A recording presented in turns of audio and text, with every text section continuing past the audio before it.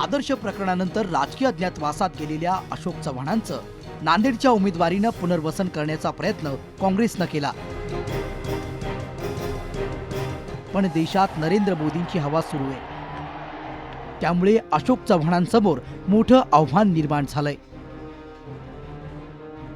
संपूर्ण देशात सध्या बीजेपीला अनुकूल अशा प्रकारचं वातावरण आहे, यात काही शंकाच नाही. म्हणजे अशी वेळोवेळी आपल्या देशामध्ये अशा प्रकारची लाट आलेली आहे 1977, 1989. तर त्यावेळी लोकांचा एक त्यांच्या मनातला जो राग आहे किंवा प्रस्थापित पक्षाच्या विरोधात लोक जेव्हा मतदान करतात तेव्हा त्यांच्या कामाबद्दलची नाराजी, भ्रष्टाचाराबद्दलचा राग हा त्यावेळी असा व्यक्त होत असतो. 30 मार्चला नांदेडमध्ये झालेल्या सभेला नरेंद्र मोदींनी थेट अशोक चव्हाणांवर हल्ला चढवला होता. त्यामुळे नांदेडमधले भाजपचे उमेदवार DB पाटील यांना अशोक चव्हाणांना टक्कर देणं फार सोपं झाल्याचं बोललं जात आहे. 1977ला केशवराव धोंडगे असो, 1989ला डॉक्टर व्यंकटेश काब्दे असो किंवा 2004ला DB पाटील असो, त्या तिन्ही वेळेस देशामध्ये लोकांची परिवर्तनाची इच्छा होती आणि संपूर्ण देशामध्ये जशी परिवर्तनाची लाट होती त्याचप्रमाणे नांदेडमध्ये या 3 वेळेस विरोधी पक्षाला इथे यश भेटलं.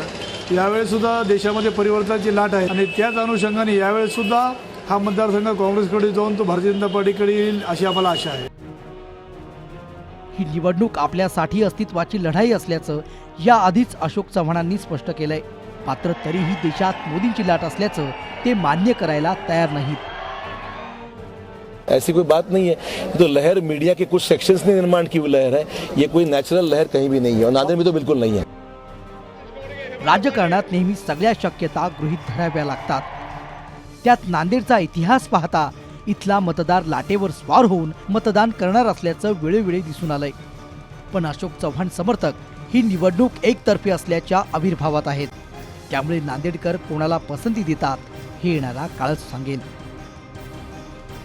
एकंदरच देशभरात वाहत असलेली नरेंद्र मोदींची लाट आणि नांदेडमध्ये झालेल्या मोदींच्या सभेला मिळालेला प्रचंड प्रतिसाद पाहता अशोक चव्हाणांना ही निवडणूक तितकीशी सोपी राहिलेली नाहीये. व्हिडिओ जर्नलिस्ट गिरीश चलिंद्रवारसह सतीश मोहिते, जय महाराष्ट्र, नांदेड.